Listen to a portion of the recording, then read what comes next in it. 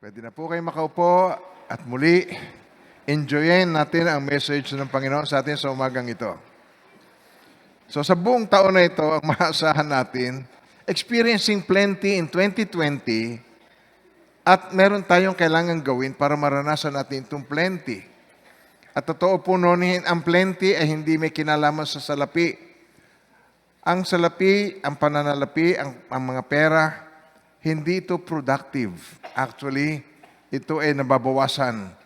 Humihina ang value ng pera. Agreed ba kayo sa akin? Gawa ng inflation, ang halaga ng 100 noong unang panahon at ang halaga ng 100 ngayon, wala na. Nakita natin na maliit na ang value nito. Money is not productive. Kung hihingi tayo sa Panginoon ng anuman, ang hihingi natin ay wisdom. Lalo na ngayon na sa huling araw na tayo, ang kailangan natin ay wisdom. Sapagkat pag walang wisdom, ikaw ay madaling mataranta at matakot. At ito po, ang plenty. The state of having enough of the things that makes the life good and easy. So ano po yun? Hindi ibig sabihin nito, maraming pera, magiging ang buhay mo ay good and easy because of money? Of course not. Maraming pera ay lalo pa siyang nagkaroon ng maraming kabalisahan. Para itong Doritos, parang mani, parang adobong mani, habang kain ka ng kain, gustong kain ka na, hindi ka na makati. Parang butong pakwan pagkapulaw. Kaya nihanda yan pagkapulaw para ikaw umagahin. Pikloy na nguso mo, kain ka pa rin ng kain ng butong pakwan. So, ang pera ay ganoon din sa atin. Pero ang gusto ng Panginoon na maunawaan natin at makita natin, ang kailangan natin dito ay bagong pananaw. New thinking for a new beginning. Para tayo ay makaranas ng plenty for this year. Meaning plenty, ibig sabihin growth. Masustain natin yung magkaroon tayo ng kalaguan, mag-mature tayo spiritually. Sabi niyo ngayon, spiritually. Wala na tayong problema intellectually. Sa intellect, napakarami na ngayong magagamit nating gadget para tayo ay maging intellectual. Pwede ka mag-pretend na napakarunong pamamagitan ng cellphone. May tinanong sa'yo, silip pa rin ganyan. Mamaya, alam mo na ang sagot. Nasa internet lahat ang sagot. Pati history na andon, pati date na andon. Nagigets mo sinasabi ko? Wala nang pwedeng itago sa sino man sapagkat ang lahat ng karunungan nasa tip ng daliri ng tao. Ngunit, ang wisdom ay ang tamang action na magbibigay ng tamang resulta na magbibigay ng lasting na kapakinabangan sa isang tao. Wisdom ang kailangan natin. Amen ba tayo mga minamahal ng Panginoon? At sumagang ito, ang message natin na ito. New thinking about God's promise. Pangako mo sa akin, hindi ako iiwan. Naniniwala ba kayo doon? Bakit nalulungkot pag Pasko? Ba't nalulungkot pag walang keso at hamon? At walang regalo? Bakit nalulungkot pag walang birthday cake? Nagigets mo sinasabi ko. Amen ba tayo doon? Mangyari, ang thinking natin sa promise ay katulad ng promise ng tao. Katulad ng pangako lang ng isang tao. Ilan na sa inyo ang nabigo sa pangako ng tao? Pakitaas ang kamay. Kukwento ko sa inyo. Merong isang misis, nangako ang kanyang asawa. Sa kanya, sabi niya, ang asawa niya, pag tayo ay naging mag-asawa, bibili ako ng magandang bahay para sa iyo. Ay, salamat, sweetheart. At hindi lang yon. Ibibili kita ng mamahaling singsing. Yung katulad ng suot ni pastor. Ganon. Bibigyan kita ng mga mamahaling singsing. Salamat, sweetheart. At ibibigay ko sa iyo ang mga karangyaan na nais mo. Lumipas ang mga taon, walang nangyari doon sa pangakong yan. Bagkus puro sama ng loob at sa wakas, namatay din ang asawa. Nung namatay ang asawa niya, ay merong insurance. Alam niyo naman, siyempre, yung asawa niya, kahit papaano, merong insurance. Ang insurance hindi para sa iyo. Pag ikaw ay merong napakalaking insurance, hindi para sa iyo. Yun ay pag namatay ka, sa maiiwan mo. Tama. Sino na kinabangay na insurance? Yung pinangakuan. At ang ginawa ng babae, ipinakremate yung asawa niya at nakalagay ngayon doon sa urn. O yung parang parang base na nandun yung mga abo. At lakad siya sa bahay niya. Pagkatapos, natisod siya, nalaglag, kumalat ang alikabok. Naku, nung umalimbok kayang alikabok, sabi niya, Hudido, asawa ko, natatandaan mo yung ipinangako mo sa akin na ako ibibili mo ng singsing. Eto, suot ko. Gawa ng insurance mo. Natatandaan mo, Hudido, ibibili mo ko ng bahay na maganda. Eto ngayon, dahil sa insurance mo. At alam mo ba, mahal ko, eto, yung pangako mo sa akin, vacuum cleaner na hindi mo tinupad. Hudido, binili ko na at eto, para sa iyo. Kinuha na ng vacuum cleaner ang ashes ng kanyang asawa. Doon napunta si Hudido. Alam niyo, ang pangako, ay huwag kang parang si Hudido, okay? Ang Diyos, kung mangako, ay tinutupad at maaasahan. At dito natin sisimula ng ating message. Pag ang Diyos ang nangako, pinangakuan ka ng Diyos, halimbawa, pinangakuan ka ng Diyos ng isang bagay, parang magic yan, ang lahat magiging maayos sa buhay mo, magiging eto na. At pagkatapos, ikaw ay liligaya na. At wala ka ng kaproblema. Tama? Parang fairy godmother. Pagkatapos ikukumpas yung kanyang kumpas, ayos na ang lahat. Ganun ba ang istorya ng salita ng Diyos? Pag may promise, ang kasunod niyan, problem. Tama. Bakit gano'n? Hindi pa nangako ang Diyos, bakit ako magkakaroon ng problem? Ang problem po, ang maglalapit sa iyo lalo sa Diyos. Pagka siya nangako, hindi mo basta makakamtam.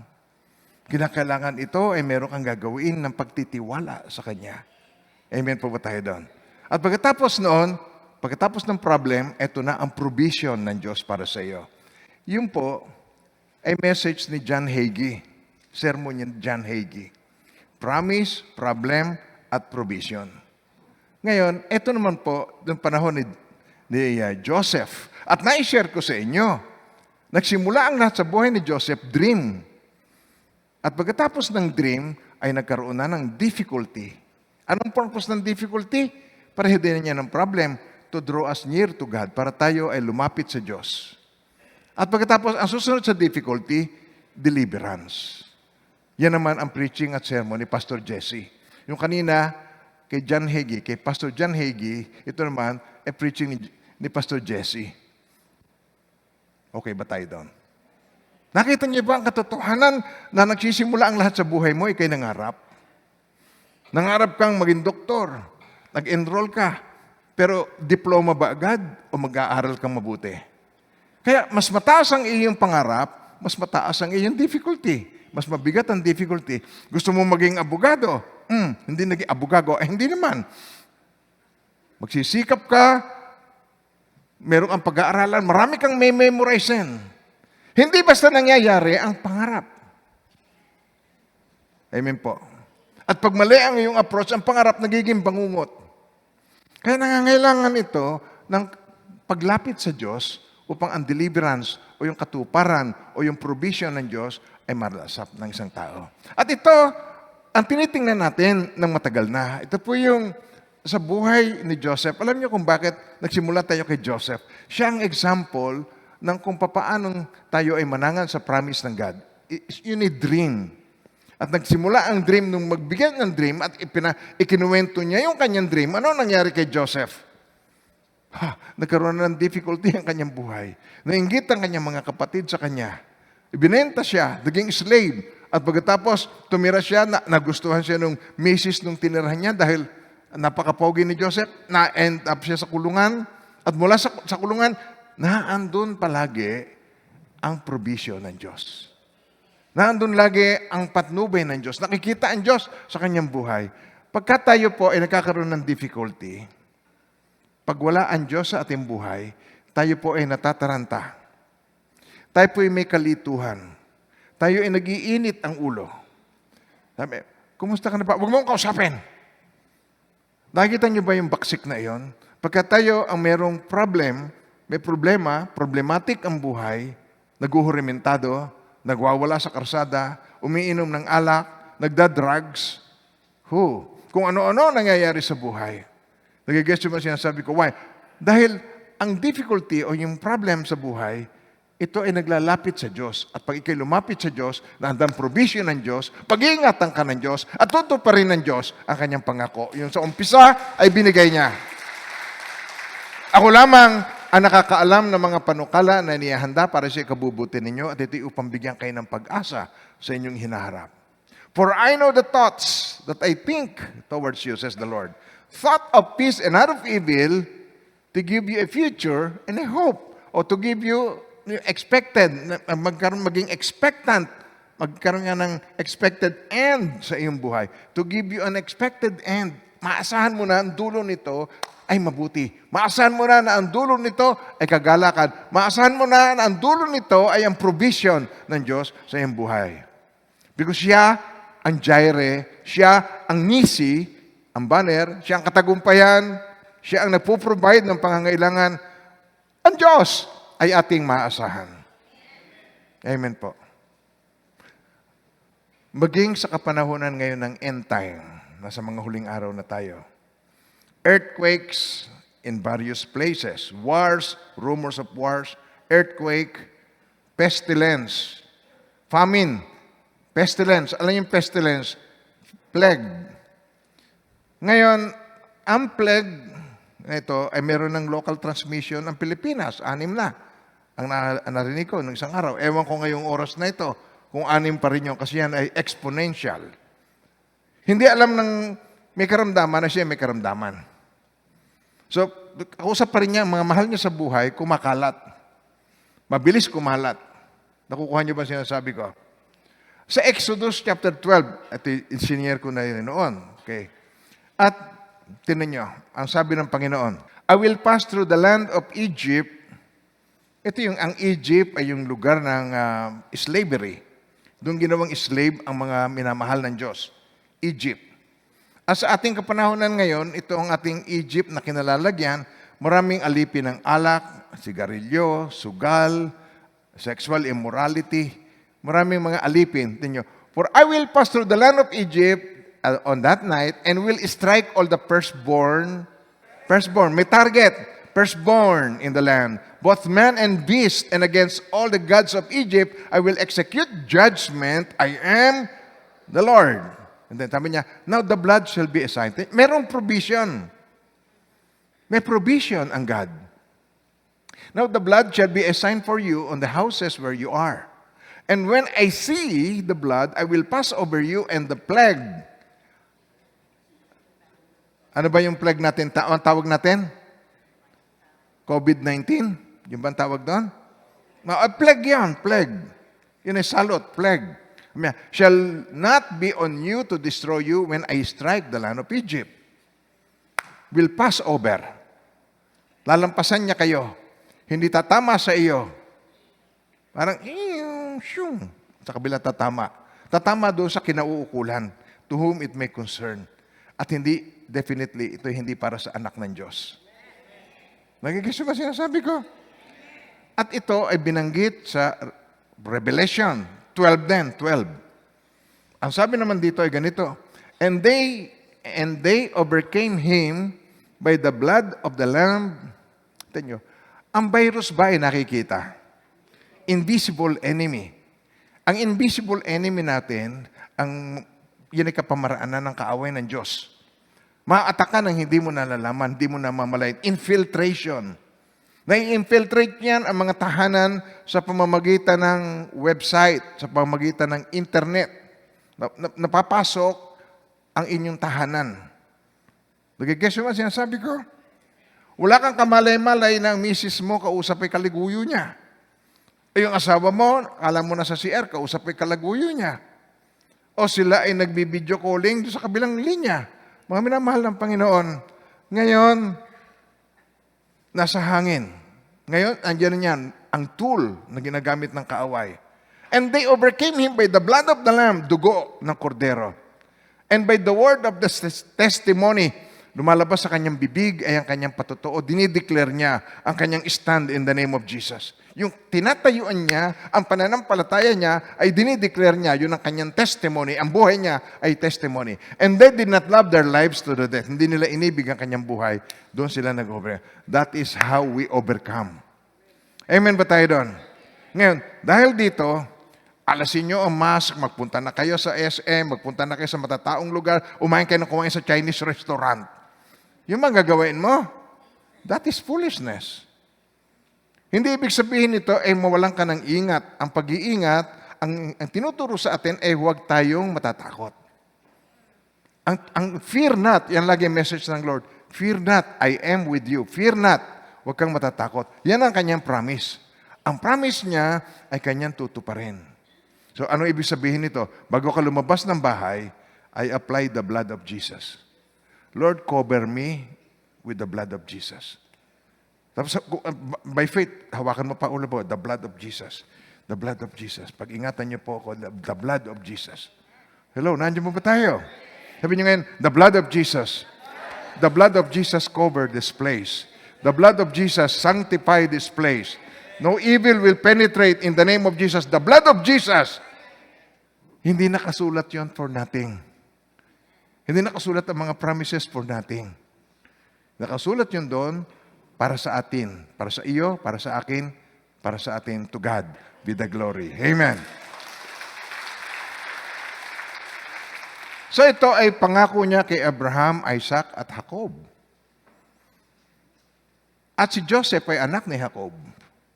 So ito'y tinitingnan natin ng ilang linggo na buhat noon. At ito'y nais ng Panginoon na maging buhay sa bawat isa. Nagsisimula ang lahat sa dream, and then difficulty, and then deliverance. Katuparan. Deliverance na. Graduation. May diploma ka. Hindi lahat ng pinangarap mo basta mo nakamtam. Oh, actually, lahat. Nagsisimula sa pangarap hindi mo basta nakakamtam. Amen ba tayo doon? Meron kang kakaharapin na maglalapit siya sa Diyos at pag lumapit ka sa Diyos, bibigyan ka ng Lord ng wisdom, kalakasan, liwanag. Bibigyan ka niya ng direksyon. Amen po tayo doon. At maraming tao ang magtatangka magbigay sa iyo ng kung ano-anong direksyon. Pero trust in the Lord with all of your heart. And lean not on your own understanding. In all your ways, acknowledge Him, and He shall direct your path. Papatnubayan ng Diyos ang iyong pathway. To God be the glory. Amen. So ito na tayo sa ating message ngayon, mga minamahal ng Panginoon. So ito ay homework. Chapter 46 ng Genesis, babasahin nyo hanggang verse 1 hanggang 34. Homework. Sabi mo sa katabi mo, homework yan. Ano ang purpose ng homework? Para pag binigyan ka ng test, makapasa ka ng quiz. Actually, hindi test, quiz lang quiz. Yun ay testing for the day. So kung ikaw ay gumawa ng homework at nagkaroon ka ng testing for the day, halimbawa, Monday, bukas, nagkaroon ka ng testing, o mamaya lang pag uwi mo, tinesting ka na kaagad ng tricycle driver, hindi binigay ang sukle. Okay. Malalaman mo na kaagad how to forgive, paano mo siya unawain, paano ka magkaroon ng malawak na pangunawa at pag-ibig sa ngalan ng Panginoon. Ang difficulty ay hindi mapagtatagumpayan ng sarili. Kung hindi, itsapuera mo na ang God. Mapapagtagumpayan mo lamang yon pag ikaw ay sa Kanya umasa. At ito ang pinakita ni Joseph. Ito ang nais ng Panginoon na matutunan natin na ang difficulty ay maharap natin nang tayo ay nagtitiwala, hindi sa ating sarili, kundi sa Diyos na nag-iingat sa atin at Siya ang makapangyarihan sa lahat at Siya sumasa sa atin at hindi niya tayo iniiwan, hindi pinababayaan man, maging sa huling sandali ng ating buhay, maging sa katapusan ng daigdig na ito. Katapusan. Amen ba tayo doon? End of the time. End of the age. Huling sandali. Now, ang promise ng Panginoon, nagre-reveal itong una-una nating lesson. Bakit natin maasahan ang promise ng God? Kasi ang alam natin, promise ng tao. Alam niyo na, promise ng kandidato. Gustong-gusto ng tao ang kandidatong yun, kaya yun ay nanalo. Pero bago matapos ang term, kinamumuhuyan na siya. Amen ba tayo doon? Sinong tao ang hindi magkakaroon ng pagkakamali. Kaya nga hanapin ng kalaban lahat ng kanyang mali at lahat ng kanyang mali, yun ang kanyang i-declare. Ang mga tao, mawawala ng tiwala doon, maghahanap na naman ng bagong pagtitiwalaan na mabibigo na naman siya.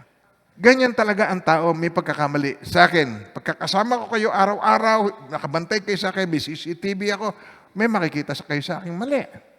At pag may nakita ba kayong mali, sapat na yun para tayo mawalan ng tiwala sa Diyos. Nagagets yung sinasabi ko? Lahat na itong binanggit ko, si Abraham, si Isaac, ang daming pagkakamali ng mga yan. Si Jacob, lahat ng anak ni Jacob, pakaraming pagkakamali ng lahat ng yan. Pero sa kabutihan ng Panginoon, ang message natin nung isang linggo is about forgiveness. New thinking about forgiveness. Alam mo ba, ang magpapahirap sa kalooban mo ay unforgiveness. Pahihirapan ka nito. Huwag na kayong tumingin sa katabi nyo. Pahihirapan ka. Okay, ngayon sabihin mo sa katabi mo, pahihirapan ka ng unforgiveness. Yung hindi pagpapatawad, akala mo ang pinahihirapan mo, yung hindi mo pinatawad. Hindi kita mapapatawad hanggang sa pantay ng aking paa, hindi kita patatawarin. Di wow. Ikaw ang naglagay ng sumpa sa sarili mo pag hindi ka makapagpatawad. At tinignan natin yun ng isang linggo. Ngayon, ang promises ng God. Ilan sa promises ng God ang alam mo? Meron siyang 7,000 promises. Napakaraming promises ang God. Now, ilan doon ang alam mo? Ilan doon ang pwede mong panghawakan? Sa bawat problem na meron kami katapat na promise doon. Have you discovered the promises of God? Kung hindi po kayo nagbabasa ng Bible, kaya ngayon, hindi ko kayo sasanayin na ililid ko na naman kayo sa Bible reading, chapter 46, babasahin natin, verse 1 hanggang 34, sabi mo sa katabi mo, hindi. Babasahin mo yan sa bahay. But you just have to listen. Kailangan po makinig ka sa message. Kailangan pakinggan mong mabuti ito, isulat mo iyong mapupulot dito at basahin mo para lalong maglinaw at pakinggan mo uli sa message para ang rebuke na ginawa ko sa iyo, maulit sa iyo. Pag pinakinggan mo uli sa bahay. Amen ba tayo doon? Yes. This is Genesis 15, verse 18 to 21. Ang Panginoon ay nangusap. At ganito po ang kanyang sinabi. Okay. Nang araw na iyon, ang Panginoon ay nakipag-meet kay Abram. Abram pa ang pangalan niya. Yung si Abram, yan ang naging si Abraham, father of many nations, si Abraham. So si Abram, na sinasabi, sabi niya rito, ibinigay ko ang lupain ito, past tense, na ibigay na. Ibig sabihin ng God, pag ako nagsabi, naganap na. Sabi niya, ibinigay ko ang lupain ito sa iyong binhi mula sa ilog ng Ehipto. Tatatandaan niyo, sa Egypt siya napapuntahin, di ba? O, wala siya sa Egypt nung time na yon. Mula sa ilog ng Egypt hanggang sa malaking ilog, ang ilog Euphrates, ang mga lupain ng Kineo, Canaanites, at ng mga Kadmoneo, at ng mga Heteo, Pereseo, Perizzites, Parasites, Rephaim, at ang mga Amoreo. Hello, nandiyan ba tayo? Cananeo, Gergeseo, Jebuseo, lahat ng Seo. So yung promise ng God na yon, pagkatapos niyang ibigay, si Abraham nagkaroon na ng mga difficulty. Nagkaroon na, problems, nagkaroon na. Pero alam niyo, yun ay pamamaraan ng Diyos para tayo lalong malapit sa Kanya. Pagka nagkakaroon po kayo ng mga dalahin, alam kong marami sa inyo rito ay may mga iba-ibang klase ng problema sa buhay. Amen po. Pag sinabi mong, Pastor, hilingin nga natin kay Lord na sa taong 2020, ay wala na akong problema sa buhay. Sabi, opo, gusto nyo ilibing na namin kayo. Yun lang ang ibig mo sabihin pag sinabi mo yan. Ang nais ng Panginoon ay ma-overcome natin sa pamamagitan ng hindi sarili mo. Ikaw ang mag-glorify sa pamamagitan ng pagtitiwala ay sa Kanya. Amen po. So ito po ang istorya niyan.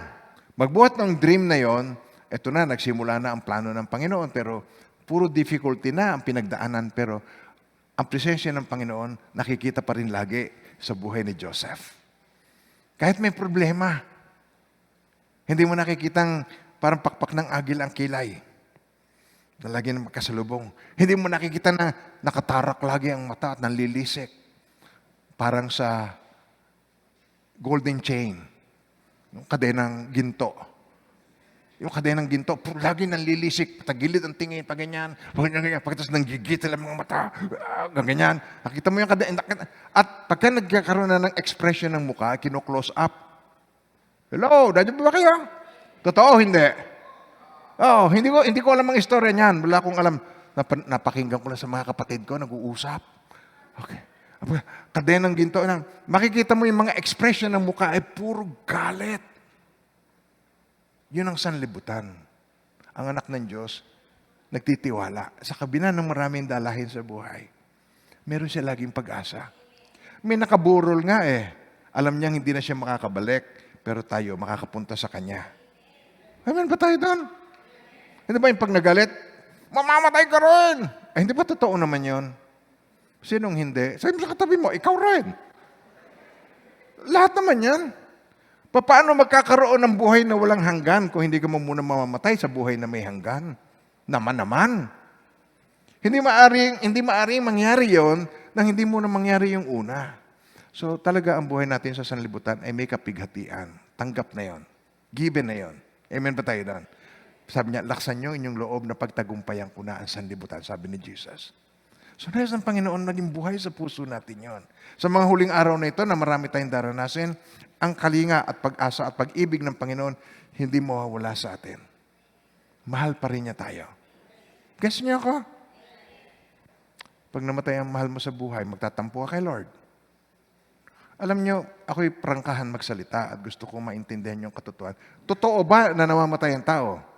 Totoo ba na walang nakakasiguro kung may bukas siya o wala?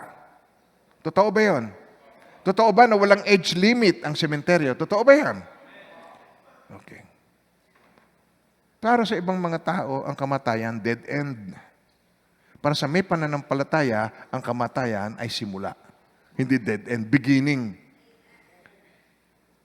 Amen? To live is Christ, to die is gain. Para sa mananampalataya. To live is Christ, but to die is gain. Why? Tapos ka na. Wala nang COVID doon sa kabilang buhay. Wala nang patayan doon sa kabilang buhay. Wala nang shabu sa kabilang buhay. Amen po. Pagdating ng araw, hindi natin kailangan yan, mga yan, na pinahalagahan ng mga tao. Gusto kong doon kayo sa promise na yun nakatuon para hindi ka madaling manlumo. Para hindi ka madaling magkaroon ng takot sa buhay mo. Guess niyo ako? Heart attack lang ba kinamamatay ng tao? Hindi. TB? Hindi. High blood? Hindi. Stroke? Hindi. Aksidente? Hindi. Maraming klase yan. Ang nakakatuwa naligo lang, nadulas. Kaya alam niyo, meron talagang simula at katapusan ang buhay natin sa mundo. Pero sa kabilang buhay, eternity. Hindi na tayo magsasama na doon magpakailanman. To God be the glory. Amen. Okay, pakinggan niyo po itong sinabi ng Panginoon sa Genesis 26, verse 1 to 5. Okay, tinan niyo po. Nagkaroon ng tagutom sa lupain bukod sa unang tagutom na nangyari ng mga araw ni Abraham. Alam niyo yung famine, hindi lamang minsan nangyayari, yan nauulit. Merong panahon sa Pilipinas na meron ang tawag ay balang. Alam niyo yung balang? Yung kinakain, yung salot na yung parang tipaklong, tapos kinakain ng balang, o yung mga daga, nilulusob ng mga daga, yung mga pananim, mga salot na ganyan, nagkakaroon ng tagutom. At itong tagutom na ito, ibang klase, ito yung hindi umulan. Tagtuyot. Ay, nakaka-experience tayo ng ganyan ngayon. Habang nagkakaroon ng tagtuyot, nasisira naman yung nawasa. Nasisira naman yung kanilang tubo. Na noong panahon ng Kastila, yung tubo na yon. Now, mga minamahal ng Panginoon, Walang katapusan ang problema sa mundo. Gets niyo ako? Lalong walang katapusan ang kalinga at pag-iingat ng Diyos sa iyo. Amen.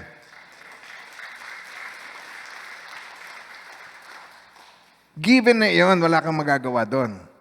Pero ang may magagawa ka sa puso mo na hindi ka mabalisa, let not your heart be troubled. You believe in God, let not your hearts be troubled. Tignan niyo yung word na yan sinabi ng Panginoon. You believe in God, believe also in me. Tignan niyo yung word na yun. Ay, yun ang solusyon. Yung iyong faith. Yun ang ikaw ay magiging matibay, yung mga promises. You believe God, believe Jesus. In my Father's house are many mansions. Hindi ito ang ating lugar. May lugar tayong higit na maganda kaysa rito. Meron tayong katawan na higit na maganda kaysa Diyos sa katawan mo. May humpa no? Talaga si pastor, may humpa. Pero kasi sa katawan mo. Mas higit na maganda ang ibibigay ng Panginoon sa ating glorified body. Wala nang sakit, wala nang high blood, wala nang bypass. Amen ba tayo doon? At darating tayo doon. At malapit na tayo doon. Gets niyo ako? At malamang kaysa hindi, maabutan na natin sa ating henerasyon. Sabi sa katabi mo, ito sabihin mo ng buong puso, tatag lang tayo, tatag lang. Tatag lang ng tiwala kay Lord. Tatag lang. Amen ba tayo doon? Tatag lang. Makaraos din tayo. Amen ba tayo doon? Woo! Yes! Amen. Okay, now, dito sa Genesis 26, nagkaroon ng tagutom. Okay? Pumunta si Isaac kay Abimelech sa lahari ng mga Pilisteo, sa Gerar, at nagpakita ang Panginoon kay Isaac at sinabi, huwag kang bumaba sa Egypt. Nung una, yun ang message, huwag kang bumaba sa Egypt. Manatili ka sa lupain, aking sasabihin sa iyo, manatili ka sa lupain ito, sasamahan kita at ikaw ay aking pagpapalain sapagkat sa iyo ang iyong binhi ay ibibigay ko ang lahat ng lupain ito at tutuparin ko ang aking pinangako kay Abraham na iyong ama. Pararamihin ko, magmumultiply kayo, dadami kayo.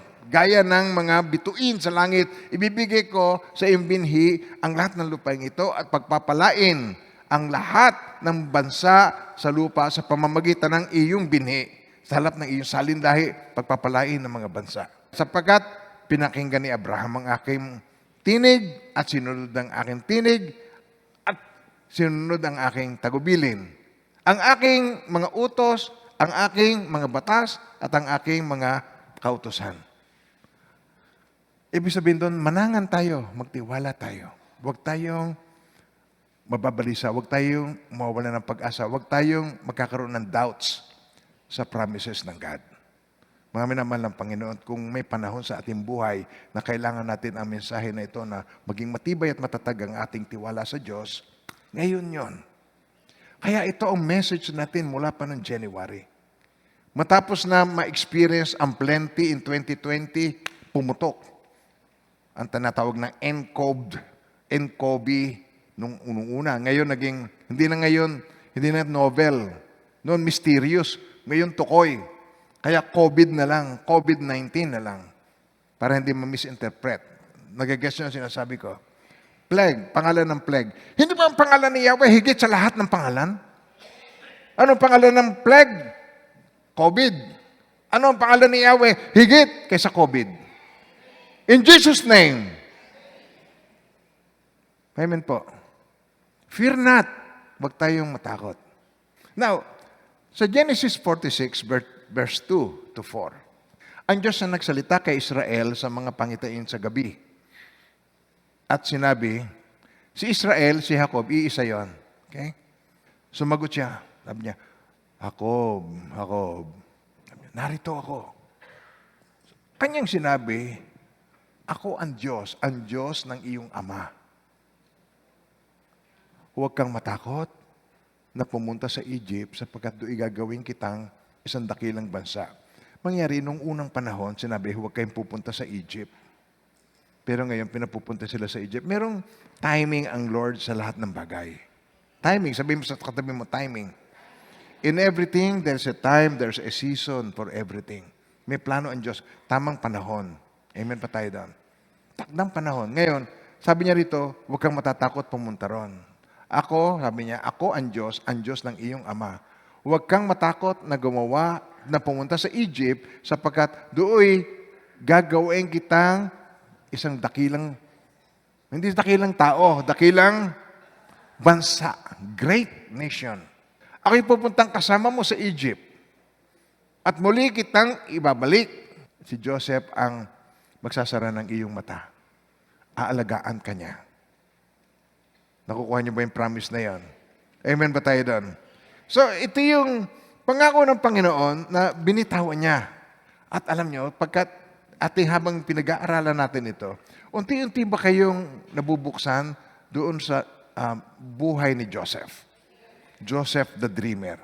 Unti-unti bang nakikita mo ang iyong sarili na ang Panginoon ay mayroong pangako sa atin na ipinakikita niya sa atin, parang tayo ay binibigyan niya ng motivation sa pamamagitan ng buhay nung nakaraan, yung pagkilos niya upang makita natin ang kanyang karakter sa kanyang mga pangako. Sa pangako ng Diyos, nakikita natin ang karakter ng Diyos. Nagigets yung sinasabi ko? Na ang Diyos na makapangyarihan sa lahat, na pinagmumulaan ng lahat ng bagay. Amen ba tayo doon?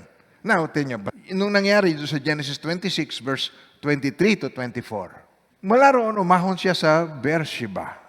Kung titingnan po natin yung Beersheba sa Bible, pag ito ay kung meron kayong Bible software at tinignan niyo yung word na Beersheba, yung lugar, makikita niyo na very significant yung lugar na yon. Si Abraham doon gumawa ng altar. Si Isaac doon gumawa ng altar. Kaya mula roon, umahon sa Beersheba at nagpakita sa kanyang Panginoon na gabi, sinabi, ako ang Diyos ng iyong amang si Abraham, huwag kang matakot, hanggang sasamahan kita, at ikaw ay aking pagpapalain, ikay pararamin, ang imbiya, alang-alang kay Abraham na aking lingkod. So, ito ang promise ng Panginoon sa kanya. Sa Genesis 46, verse 2 to 4. Sabay-sabay po. I am God, the God of your father. Okay. Tinan niyo yung word na yun. Doon lang muna tayo. I am God, the God of your father. Ako ang Diyos ng iyong ama. Nakikita natin dito ay flashback. Ako ang Diyos na nag-ingat sa Kanya. Ako ang Diyos na nung nangako sa Kanya ay tinupad ko. Ako ang Diyos na iyong maaasahan. Sa buhay mo, pag nangako ang Diyos, malalaman mo lang yun pagdating ng araw. Pangako pagkapangako, darating pa lang. Nagigets niyo sinasabi ko? Ito, pangako sa kanyang forefather, sa kanyang ninuno, nangyari na. So, nakita ang kanyang katapatan sa buhay nila. Kaya, tingnan nyo, anong sinasabi niya? Kaya, iho, ang maraming failure sa buhay mo. Pakinggan nyo to. Kaya, iha, ang maraming failure sa buhay mo ay bunga ng hindi mo 100% na pagtitiwala sa Diyos. Okay. Tanguan mo ang katabi mo. Tama? Yes? Ang maraming failure, ang maraming maling diskarte, ito, madaling maintindihan. Ha? Okay. Kapalpakan.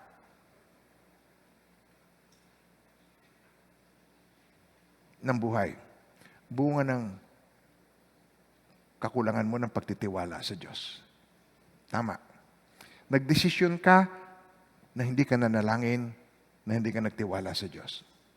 So, I am the God of your father. Your father. Pangalawa, itong pangako niya. God says, sabi niya, do not be afraid to go down to Egypt.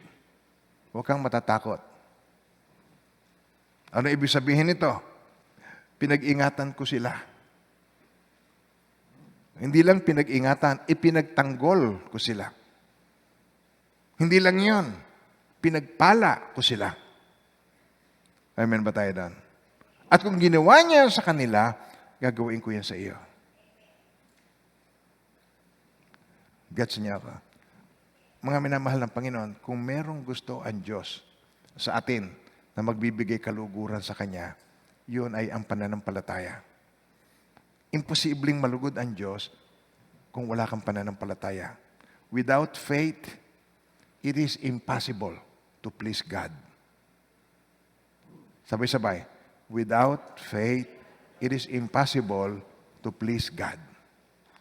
Kung walang pananampalataya, hindi malulugod ang Diyos sa iyo. Amen po. Now, ito yung una. I am God, the God of your father. Pangalawa, do not be afraid. Go down to Egypt. Yun ang kanya sinabi. Huwag kang matatakot. Go down to Egypt. And Egypt ay place of slavery. Huwag kang matakot. Pumunta ka dun sa lugar na yon. Ang covering natin ay kay Lord. Pag pinarusahan niya ang Egypt, hindi ka madadamay. The plague will just pass over you. Kung ano man ang mangyari doon, hindi ikaw mapapahamak. Nagigets niyo sinasabi ko? At doon kita pararamihin. At na pangatlo, sabi niya, God says, I will make you a great nation there. Doon kita pararamihin. Doon kay dadami, doon kay magmumultiply. Oh, amen ba tayo doon? Kaya ito ang nangyari.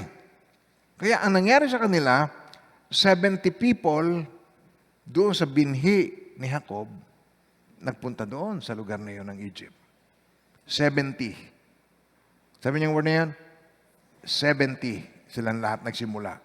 Dumami sila ng pagkarami-rami at nagmultiply sila. Sa Exodus chapter 1, verse 6 to verse 8. Joseph died. Si Joseph died. And all his brothers died. And all that generation died. Namatay. But, namatay man sila, yung 70, namatay man yung henerasyon na yun, yung advance party na pinadala ng Panginoon na may pananalig sa Kanya, na nagpakita ang Panginoon ng pangako, provision, nagpakita ng pagkalinga, ang Panginoon, pinagtanggol sila ng Panginoon. Sabi, namatay lahat na yon. And then, but the children of Israel were fruitful and increased abundantly, multiplied, and grew exceedingly. Sabi niyo, grew exceedingly. Isa pa, pagka dumadumami, hindi na nga naitala. Kasi pag itinala, kulang puno ang Bible sa dami. Grew exceedingly mighty, and the land was filled with them. Eto ngayon. Ito na ang problem. Okay, ready? Okay. Now there arose a new king of Egypt who did not know Joseph. So doon nagsimula ang miserableng buhay nila sa Egypt for 430 years. Okay, so meron tayong idea, bakit pa napapunta ang mga Israelita doon sa Egypt? Ba't ba nakapunta-punta yan doon? Ayun, may layunin ng Diyos, ito yon. Kaya magandang binabasa. Sabi mo sa katabi mo, sige na, basahin mo na. Ikaw naman. Guess niyo ka? Ini-encourage ko po kayo sa bagay na makatutulong po sa inyo. It's not for me. Ito po'y para sa inyo. Amen po. So, ito po yun. Okay. Sa kabutihan ng Panginoon, sa kagandahang loob ng Diyos, nakita natin kung paano siya ay kumilos sa buhay nila. Sa Exodus 12, verse 35 to 41, noong nakuha na nila ang sa Egypt ang mga alahas, pilak, ginto, damit, tulad ng inutos sa kanila ni Moses, ibinigay ng mga Egyptians ang anumang hingi ng Israelita sapagkat niloob na ni Yahweh na sila'y igalang ng mga ito. Tinan nyo, dahil nagpadala ng plague, natakot na sila. So parang kahit anong hilingin, binibigay na, umalis na lamang. Pero dati ayaw silang palisin. Okay? Sa ganitong paraan, nasamsam nila ang ari-arian ng Egypt. Okay? Mula sa Rameses, naglakbay ang mga Israelita patungo sa Sokot, humigit kumulang 600,000 ang lalaki, bukod pa sa mga babae at mga bata. Talagang napuno nila. Maraming hindi Israelita ang sumama sa kanila, mixed multitude. Sabi niyo, mixed multitude. Yun ang mga panggulero sa mga Israelita, mixed multitude. Nahaluan sila. Hello, nandiyan ba kayo? Nakita niyo pagka kayo nahahaluan, nung hindi niyo kaisa, nagugulo kayo? Gets mo yan? Gets niyo ako? Gusto ng Panginoon, pagtyagaan mo yun natin panalangin yung mga panggulero. Okay, mixed multitude. Maraming hindi Israelita sumama sa kanila. Marami silang dalang tupa, kambing, at ano pa? Mga baka. Okay, dala-dala nila. Bit-bit nila ang mga kailangan nila. And then, at niluto nila ang dala nilang gagawing tinapay na wala pang lebadura. Hindi na nila ito nakuhang lagyan ng lebadura sapagkat apurahan ang kanilang pag-alis sa Egypt. Wala na silang panahong magluto ng pagkain. Ang mga Israelite na nila sa Egypt ng 430 years. Ilang taon? Kaya nahagap nila yung kultura. Nakita niyo yun? Nagsisiesta ang Pilipino, siesta. Yung pagkakakain, gustong matulog. Ang Hapon, hindi. Kung Hapon ang nag-ingat sa atin ng 300 taon, ay malamang mas masisipag ang Pinoy. Hindi nagsisiesta. Hindi yung pagkakakain ng tanghalian, inaantok na. Pagka mga siesta. Sa Kastilan natin ano yan. Saka yung nakaupo sa plaza, tumutugtog ng gitara. Sa Kastilan natin natutunan yung mga yan. Gets niyo ako? Hello, nandiyan ba tayo? Pati Diyos-Diyosan. Dala-dala yan ni Magellan, kaya pinatay yun ni Lapu-Lapu. Dala-dala niya yun. Doon, bit-bit niya yun. Dumanak ang dugo doon, pinatay siya ni Lapu-Lapu. Hindi isda yun si Lapu-Lapu. Okay. Kaya kailangan maintindihan din natin ang history. So huling araw, 430 years nang umalis sa Egypt ang mga hukbo ni Yahweh. So nakikita natin dito na bit-bit nila yung culture. Natutunan nila, 430 ba naman? Ilang henerasyon na pasalin-salin na yon hanggang sa nalimot na yung sinauna. Nagagets niyo ako? Kaya yung Diyos-Diyosan, tangay-tangay nila. Ang Diyos-Diyosan, tangay-tangay ng Pinoy. Dati noon, si Bathala na makapangyarihan sa lahat. Ngayon, hindi na Bathala. Kailangan meron siya nang nakikita ang Diyos. Marami na mahal ang Panginoon. Nasusundan niyo ba ako? Kinailangan ng tao ay paaalalahanan. So, ang magpapaalala sa Kanya ay yung imahen na nasa altar. Hindi naman ho namin Diyos yan. Yan naman ho ay nagpapaalala lang sa amin ng presensya ng Diyos. Kaya ho naandoon yun. Para ho kami magbait dahil kami tinitingnan. Masama ang tingin sa amin, kaya kami po ay nabait dahil nagpapaalala sa amin. Hindi tayo natutulungan ng ganung klase ng pagpapaalala. Sapagkat sabi sa Hebrews 11, verse 6, ay ganito. Sabi rito, pakinggan niyo pong mabuti at basahin. Unawain natin mabuti mga minamahal ng Panginoon. Ready? Okay, go. At hindi kinalulugdan ng Diyos ang hindi nananalig sa Kanya sapagkat ang sino mang lumalapit sa Diyos, malapit sa Diyos, ay dapat maniwalang may Diyos na hindi kinakailangang paalalahanan. At siya na hindi nakikita ang nagbibigay ng gantimpala sa mga manap sa Kanya. Kaya pag nakikita mo, hindi natutulungan ang pananampalataya mo.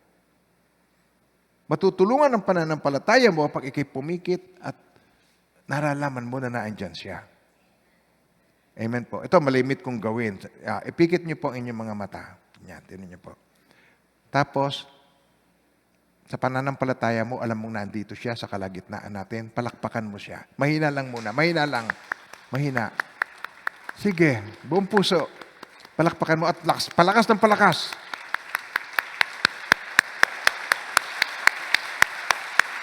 Purin! Si Yahweh!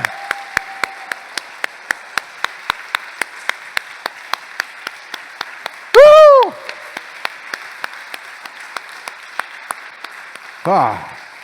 Amen! Naranasan niyo ba? Nadaman niyo ba presence ng God? Yan ang pagsamba sa Espiritu at sa katotohanan. Hindi mo kailangan siya makita, pero nagtitiwala ka sa salita niya. Saan man may 2 o 3 nakakatipon sa aking pangalan, naroroon ako sa kalagitnaan. Maging sa bahay ninyo. Saan man may 2 na nagkaisa sa kanyang panalangin, sabi ng Panginoong Jesucristo, tutugunin ng aking Ama na nasa langit. Ang mahalaga, nagkakaisa kayo na may pananampalataya kayo. Mga minamahal ng Panginoon, sayo nyo sa gusto, okay? Daranas po tayo ng kapighatian sa lupa. Walang smooth sailing. Hindi pagtanggap ko sa Panginoong Jesucristo, magiging maayos na ang buhay ko at hindi na ako maghihirap kahit kaya. Fairy tale yun, fairy tale. Sabihin mo nga, fairy tale. Si Elsa yon, si Elsa o si Anna. Okay. Fairy tale. Hindi yon. Hindi totoo yon. Hindi mangyayari yan. Gets niyo ako? Nais ng Panginoon, through the problem, through the storms in life, okay? Tayo mananangan at magtitiwala. Si Yahweh, hindi tayo iniiwan, pinababayaan man. Ang blessing ng Lord, ang pag-iingat niya sa atin ay naroon. Hindi mo man siya nakikita, pero pinagmamasdan ka niya. Yun ang nais niya. Yun ang magbibigay kaluguran sa kanya. So, kinailangan ng Panginoon magbigay ng 3 matitinding pangako dito sa Genesis 46 verse 4. 3 matitinding pangako para palakasin niya lalo ang loob ng kanyang lingkod. Tinan niyo po. Ang sabi niya, sasamahan ko kayo roon at ibabalik na muli rito na sa piling mo si Jose pag ikaw ay namatay. Sa English, tinan niyo po, English translation. Okay. Sabi niya rito, I will go down with you to Egypt. Kasama mo ako. Hindi tayo pababayaan ng Panginoon. Promise niya yan. Hindi niya tayo iiwan, hindi pababayaan man. Nagigets niyo ako? Hindi ang laki ng problema, kundi kung sinong dakila ang ating kasama. Kung gaano kadakila ang ating kasama. Amen po ba tayo doon? I will go down with you to Egypt. Yan ang pangako niya. Isa pa, ito pang pangako niya. And I will bring you up again. Tinan niyo po yun. I will surely bring you up again. Ibabalik kita. Bakit? Yun ang pangakong lupain, yung pinanggalingan niyang yun. Hindi Egypt. Sa Egypt, magpaparami sila. Sa Egypt, lalakas ang pananampalataya nila. Sa Egypt, dahil sa marami silang problema, difficulty, tiwala kay Yahweh, pati dagat pabubukahin. Pati paraon, yung matigas na paraon, palalambutin. Pati yung mga soldiers niya, yung mga mandirigma ng paraon, malulunod, hindi na nila makikita kahit kailan. Yun ang demonstration ng lahi na yon. Papakita niya doon. Kaya yung lahi na ito, titibay ang pananampalataya. Yun ang kanyang sinasabi. I will go down with you to Egypt. Pangalawa, I will also surely bring you up again. Babalik ko kayo. Kahit na ayaw ng paraon, ibabalik ko kayo. Amen ba tayo doon? And Joseph will put his hand on your eyes. Hindi ka iiwan ni Joseph. Kasama ka ng iyong anak. Sa huling sandali, pagpikit ng iyong mata, kasama ka ng iyong anak. Pag-gets yung sinasabi ko, ang anak ko, hindi ako iiwan na ako'y ma-opera nang wala siya rito sa tabi ko. Kaya yun ay umuwi para ako'y gabayan, para palakasin ang aking loob. I-motivate ako na siya nandun sa tabi ko. Ang kaso mo, nung siya magpa-check up, pagkatapos ko ma-opera, siya naman ang biniyak. Kaya masakit-sakit pa yung operasyon ko. Nakauwi na ako rito sa Naik. Nagbalik uli ako doon nung araw ng kanyang surgery na siya naman ang binaypass. Kaya pagbukas ng mata niya, Dad, nandito ka. Sabi ko, oo anak. Nandito rin ako sa tabi mo. Buti ka pa nakakalakad na. 2 weeks, makakalakad ka na rin. Nakalakad na rin siya. Ngayon, napakabilis na niya. Nakakapag-drive na ng umatikabo. At napakabuti ng Lord. Hindi niya tayo iniiwan, ipinababayaan man. Ganyan din ang gagawin niya sa inyo, mga minamahal ng Panginoon. Manangan tayo sa promises ng God. Hello, nandiyan pa tayo? Mas lalo, hindi mo pagtitiwalaan ang hindi mo kilala. Ikaw naman. Pagtitiwala, Diyos, magtiwala ka sa Diyos. And Diyos, si Satanas gusto rin maging Diyos. Baka hindi mo alam mali ang pinagtitiwalaan mo. Naniniwala ka sa manghuhula, naniniwala ka sa faith healer, naniniwala ka sa albularyo, basta may kapangyarihan, naniniwala ka. Nagigess nyo siya, hello, nandiyan pa ba tayo? Yun ay rebuke. Dahil hindi mo kilala kung sino ang tunay at dakilang Diyos. Ang Diyos ni Abraham, Isaac, at Jacob. Yun ang tunay na Diyos. Invisible ang God. Nagigess nyo ba? Sinasabi ko, amen ba tayo doon? Ang tunay na Diyos, makikilala mo lamang, siya ang Diyos ni Abraham, Isaac, at Jacob. At si Jesucristo, siya ang Diyos na nagkatawang tao, na nagmahal sa atin at namatay para sa atin upang ipakita kung gaano tayo kamahal ng Diyos sa pamamagitan ni Jesus. Ang promises niya, tinupad niya. So, ang pangalawang titingnan natin ngayon na ito. Ang una, God's promises reveal His character. Yun ang character ng God na tiningnan natin. At ang pangalawa, titingnan natin, God's promises secure His people. Ano ibig sabihin ng secure? Hindi ka magiging insecure. Alam niyo ba ang napakasilosang asawa ay napaka-insecure na asawa? Alam niyo ba ang isang taong napakaramot na hindi niya magawang ma-extend ang blessing sa kanyang kapwa ay isang taong napaka-insecure, takot maghirap, takot na mawalan ng pera. Practicein niyo ang tamang buhay. Amen po. Meron mga stage, dream, tapos difficulty. Anong purpose ng difficulty? Get closer to God. Yun ang purpose niya, difficulty. Tapos pagkatapos ng difficulty, deliverance will follow. Nandiyan na ang provision ng Diyos sa iyo. It will follow. Ang Panginoon hindi nagre-raise up ng mga laki sa layaw. Ang laki sa layaw ay Jeff Rox na hindi marunong magsaing.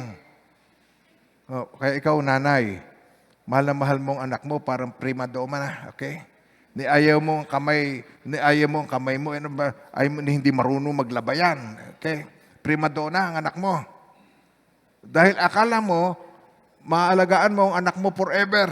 Hanggang kailan ang buhay mo? Forever ba ang buhay mo? Kailangan turuan mo siya ng tamang buhay.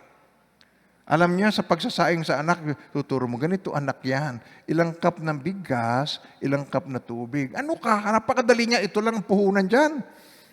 Lagyan mo ng tubig, lagay mo yan dyan. Oh, doon, sa guhit ng kamay. Chok! Amen po. Ngayon, ang God's promises, nagsisecure. Ibig sabihin ng secured, hindi ka insecured. Pagka ikaw ay insecured, lagi ka na lang may tamang hinala. Huwag ka natitingin sa katabi mo. Okay. Tamang hinala. Nagandahan sa misis. Bakit ikaw ay blooming? Lagi napapansin ng mga katabi, blooming na blooming ito. Baka kung meron ka ng ipapatayin kita. Maniwala kayo sa akin, mga lalaking matatapang, hindi nyo kayang takutin. Ang kailangan nyo ibigin. Lalo mong takutin, lalo lalayo loob sa iyo. Amen po. Gusto mo maghari-harian, gawin mo siyang reyna. Meron man namang hari-harian na walang reyna. Pag ikaw ay hari, gawin mo siyang reyna, gagawin kanyang hari. Siyempre, automatic hari ka na, reyna siya. Hello, nandiyan ba tayo? Nakikinig ba kayo? Nakikinig ba kayo sa mga simpleng wisdom na sinishare ko? Amen po. At ikaw, kaya ka mukhang atay, ayaw mong gawing hari ang asawa mo Gawin mong hari ang asawa mo, paglingkuran mo, siguraduhin mo na pag dadating na siya, mainit ang kinakain niya.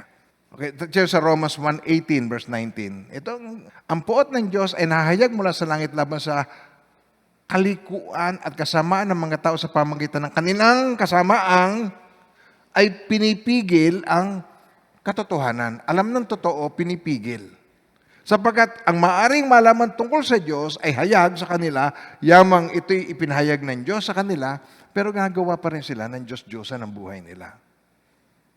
So, ang poot ng Diyos, God promises punishment for unrighteousness.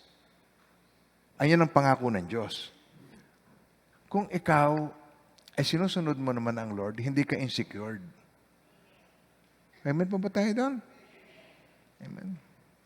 At saka kung ikaw ay sinusunod mo rin ang pamamaraan ng Diyos, ang Diyos ba isang ayon sa kalinisan o sa karumihan? O, edi ikaw ay babaeng naliligo muna bago matulog. Nagtutoothbrush. Nagsusuklay ng buhok. Amen ba tayo doon? Hello, nandiyan ba tayo? Hindi kayo natutulog na hindi nagtutoothbrush, hindi man lang naghihinaw. O ano? Hindi kayong babaeng burara. Ikaw ay babaeng kapita-pitagan at malinis na babae. Maayos ang tahanan, hindi magulo.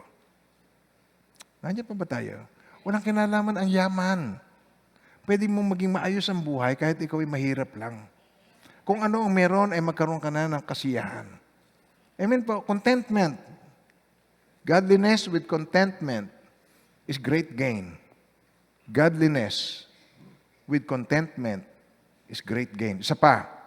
Godliness with contentment is great gain. Isa pa. With contentment is great gain. Mas malakas.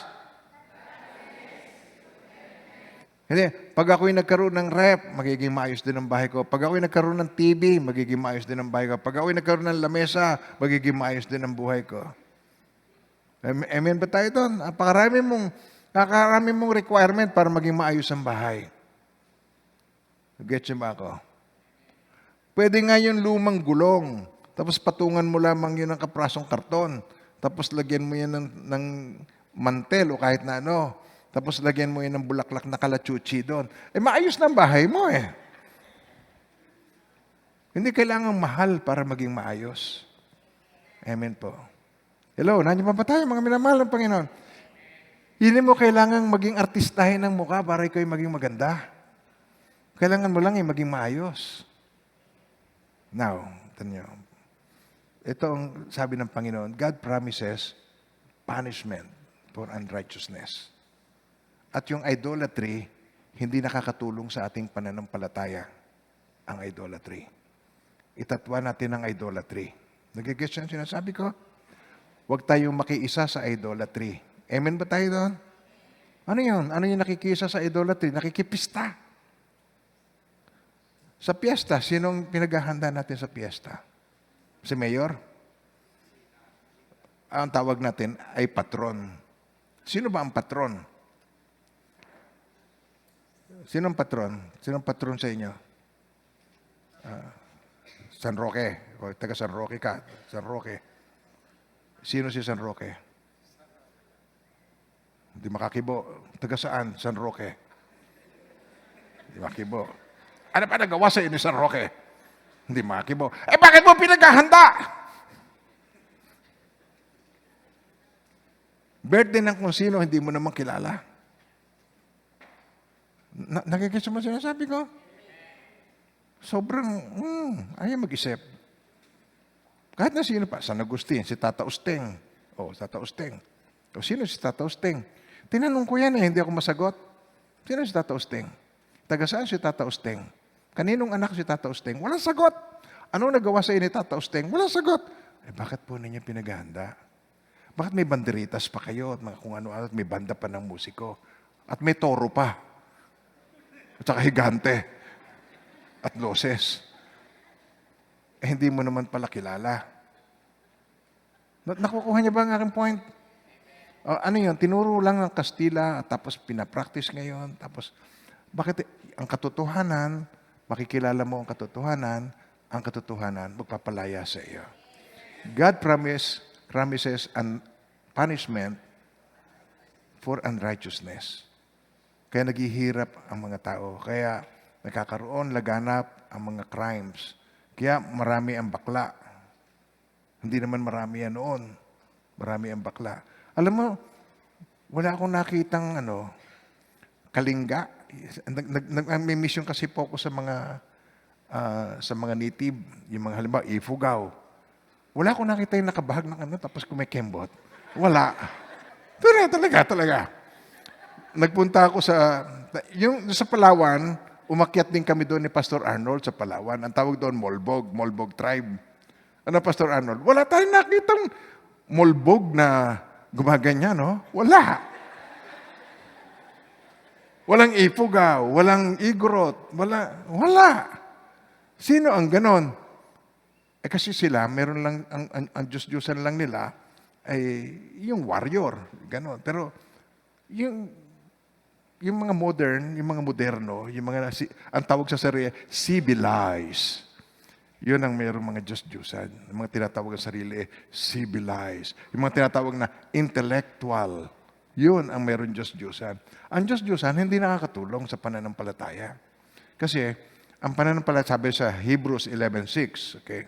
Tignan nyo, verse 1 hanggang 6. Tayo may pananalig kung nagtitiwala tayo mangyayari ang mga inaasahan natin at naniniwala sa mga bagay na di natin nakikita. Yun ang faith. Pag nakikita mo na, hindi na yung faith. Amen po ba tayo doon? Maasa tayo sa hindi nakikita. Now, verse 2. At kinalulugdan ng Diyos ang mga tao noong una dahil sa kanilang pananalig sa Kanya. Dahil sa pananalig sa Diyos, naunawaan natin na ang sanlibutan ay nilalang sa pamagitan ng salita niya. At ang mga bagay na nakikita ay mula sa mga hindi nakikita, sinabi ng Diyos, magkaroon at nagkaroon. Okay, verse 4. Dahil sa pananalig sa Diyos, si Abel ay naghandog ng mas mabuting hain kaysa kay Cain. Okay. Dahil doon, si Abel ay kinalugdan, kinilalang matuwid, nang tanggapin ng Diyos ang kanyang handog, bagamat patay na, siya ay nagsasalita pa sa pamagitan ng kanyang pananalig sa Diyos. Si Abel. Dahil sa pananalig sa Diyos, hindi namatay si Enoch. Inilipat sa kabilang buhay. Hindi na siya nakakita sapagkat inilipat nga siya ng Diyos. Sinabi sa kasulatan na si Enoch ay naging kalugod-lugod sa Diyos bago inilipat. Yung buhay bigla siyang itinranslate. Ay, ibig sabihin inilipat na translate. Okay, verse 6, sabay-sabay. Hindi kinalugod ng Diyos ang hindi nananalig sa Kanya sapagkat ang sino mang lumalapit sa Diyos, dapat maniwalang may Diyos at siya ang nagbibigay ng gantimpala sa mga humahanap sa Kanya. Sino ang binibigay ng gantimpala? Ay kung nakikita mo na, hindi mo siya hanapin. Hindi nakatutulong sa pananampalataya. Kaya ang makatutulong sa pananampalataya, yung pangako ng Diyos na sinasa puso mo at pinagtitiwalaan mo at gagawin ng Diyos sa iyo. Amen po. Yes? Napakasarap ng ikaw ay may pananalig sa Diyos. Makikilala mo ang Diyos. Sapagkat nagtiwala ka tapos nangyari. Tunay nga ang Diyos. Yung sinabi ko, yun ang eksaktong nangyari. Sila Pastor Arnold, nagpunta sila sa Balabac. Yun yung isang lugar na nagsimula tayo ng gawain doon. Meron nga tayong church na malaki doon. Dati, siya ang pastor. At pinuntahan niya para ayusin natin. Pero nung papauwi na sila ay chance passenger. Kasi ngayon pala, gano'n, nagpapalista ka na. Ngayon nung nagpalista sila, siya lang, yung mga kasama niya, hindi nakalista. So, nanalangin po kami. Tapos, nabigkas ko naman. No? Wala naman sa loob ko, nabinigkas ko. Sabi ko, Panginoon, kayo naman po ang Diyos na nakakaalam ng katapusan sa simula pa lamang. Doon sa mga nagpalistang yon, merong darating na, hindi darating na 3 na makakasakay ang iyong mga lingkod. Hulaan nyo kung ilan ang hindi dumating. 3. Nakasakay sila. Sapagkat ang Diyos ay buhay. Kaya pag ikaw ay nananampalataya sa Diyos at nanalig ka, sapagkat ayon sa iyong pananampalataya ay mangyayari sa iyo. At ulitin ko, hindi ka nagtitiwala sa hindi mo kilala. Amen po tayo doon. Baka akala mo lang kilala mo. Pero kailangan magtiwala ka at makilala. At mas makikilala mo ang Diyos kung babasahin mo ang mga pangako ng Diyos. Yung salita ng Diyos, basahin natin. Yung sinabi ko sa inyong homework, basahin ninyo. Yung susunod na topic natin, basahin ninyo. Amen po. Amen. Sundan natin itong ating lesson. Mas makatutulong. Amen po. Meron ba kayo natutuhan ngayon? Napakabuti ng Lord. Palakpakan natin siya. Amen. Ito pa ang isang pangako ng Diyos na magbibigay sa atin ng sigla. God promises perseverance for His children. Ano yung perseverance? Pagtsatsagaan tayo ng Diyos. Magpipersevere. Ang Diyos, hindi niya tayo sasawaan. Nagigets niyo yung sinasabi ko? Sabi mo sa katabi mo, tayo lang yun. Tayo lang yung nagkakasawaan. Tayo lang yung nanghihinawa tayo. Pero ang Diyos, God, promise niya, perseverance. Tingin sa Philippians 1:6. Tinitiyak ko sa inyong ang mabuting gawa na pinasimulan sa inyo ng Diyos ay ano? Kanyang lulubusin hanggang sa araw ng pagbabalik ni Kristo Jesus. Tanyo, napakaraming hindi nagtitiwala rito na ang Diyos nagpe-persevere. God promises goodness and perseverance for His children. Perseverance. Hindi niya tayo pababayaan. Akala mo, pag may nagawa kang mali, kinalimutan ka na ng Diyos. Kaya ka nagkasakit. Sasabihin sa'yo ng isang legalistic, kaya ka nagkasakit hindi ka kasi nagsimba noong linggo Magsimba ka at nang hindi ka magkasakit. Tapos, sa susunod na linggo, siya ang may sakit, ay nagsimba siya. Nakikita niyo ba sinasabi ko? Ang Diyos ay maaasahan natin. Ang promise ng Lord, perseverance para sa kanyang anak. Ang ningas kugon, tao. Ang Diyos ay hindi ningas kugon. Pag si Lord may sinimulan, kanyang lulubusin, tatapusin. At sa iyo, hindi pa siya tapos. Lulubusin niya ikaw. Ikaw din na nakikinig, lulubusin ka ng Diyos. Yung sinimulan ng Diyos sa iyo, lulubusin ng Diyos. Sabay-sabay, basahin natin ng malakas.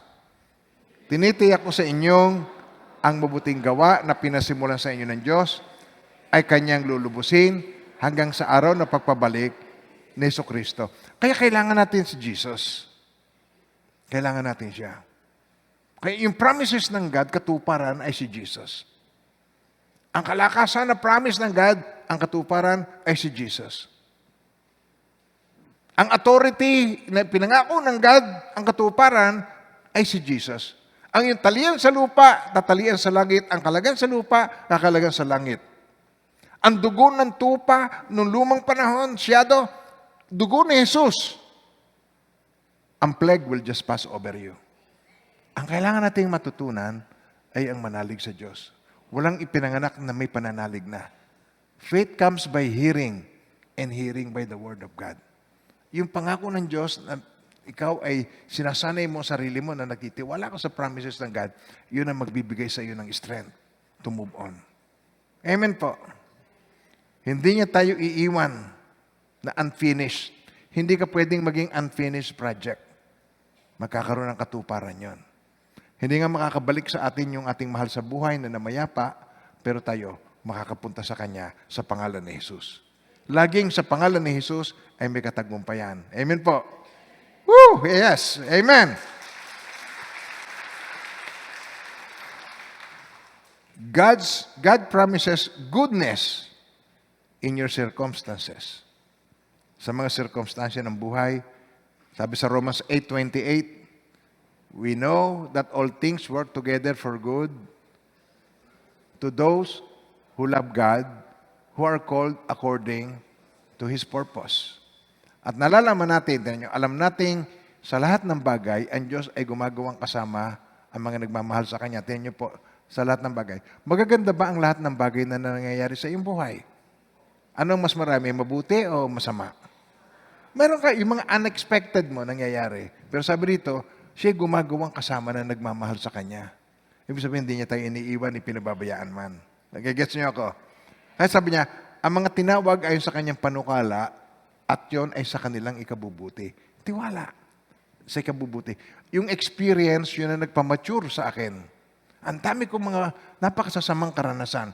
Si Joseph, napakaraming masasamang karanasan. Pero yon ang nagpamature sa kanyang lalo.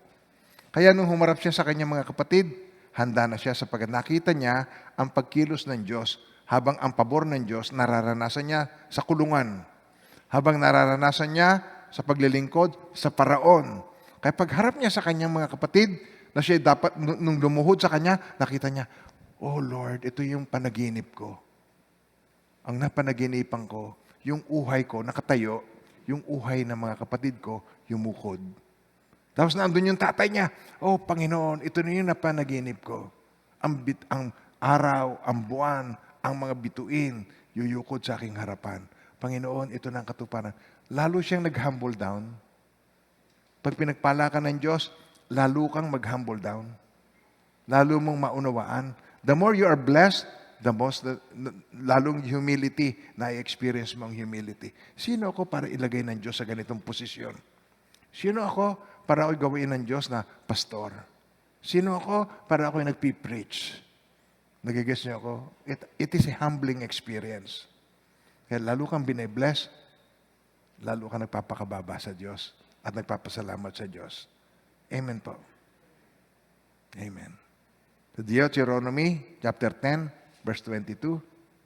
Your fathers went down to Egypt with 70 persons, and now the Lord your God has made you as the stars of the heaven in multitude. Pinadami kayo.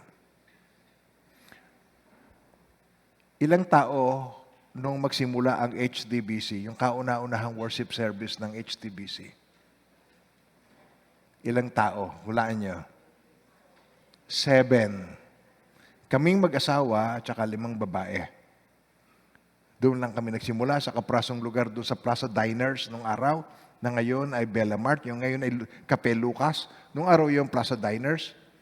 7. Kaming mag-asawa, ako nagigitara, ako lahat. Gitara, ako exhortation, lahat. Pero ang nag-a-attend 5. Paglipas ng 25 taon, libo-libo na nasa database natin. We have right now 6,000 sa database natin. At kayong lahat invited sa July 2. Kailan? Yan, invited kayong lahat. Maraming pagkain doon. Marami. Masasarap. May lechon. Okay? Yung mga may high blood, invited lahat. Okay. At lahat tayo ay magse-celebrate tayo sa kabutihan ng Diyos. Kunti lang ang nagsimula, pero ang Diyos ang nagpaparami. Amen po. Alam niyo kung saan nagsimula ang lahat ng iyon? Pangako, sabi ng Lord, I'm going to use you. Pinasabi niya sa akin. Naliligo ako, sabi ng Panginoon, I'm going to use you. Gagamitin kita. Hanggang ngayon, ginagamit pa rin ako ng Panginoon. Pipikit ang mata ko na ginagamit ako ng Diyos. Hindi ako mamamatay sa banig ng karamdaman. Maring nagpipreach ako, pero pag yumuko ako rito, huwag na kayo matatakot. Okay na yon, babay na yon. Amen ba tayo doon? Mga minamahal ng Panginoon? Oh, hallelujah. Salamat sa Panginoon. Napakabuti ni Lord. Anong natitira sa atin? Tiwala. Tiwala. Tiwala. Heavenly Father, maraming salamat po, Panginoon. Patuloy kang nagtuturo sa amin na kami magtiwala sa iyo. Hindi ka nagbabago noon, ngayon, magpakailanman. Patawarin mo po kami, nakasamba kami sa Diyos-Diyusan. Patawarin mo po kami na ibaling namin ang tiwala sa bagay o sa tao. Patawarin niyo po kami sa aming doubts, sa aming pong pag-aalinlangan, sa kabutihan po ninyo. Tulungan niyo po kami, Lord. Tulungan niyo po ako. Sabihin niyo sa Kanya, tulungan niyo po ako. Panumbalikin mo po ang tiwala ko sa iyo. Panumbalikin niyo po ang aking lakas, ang aking sigla, at mula ngayon hanggang sa iyong pagbabalik, manatili akong tapat sa iyo, Panginoon. Gamitin mo ako for your glory. Father, gamitin mo po ako for your glory. In Jesus' name, amen and amen. God bless you.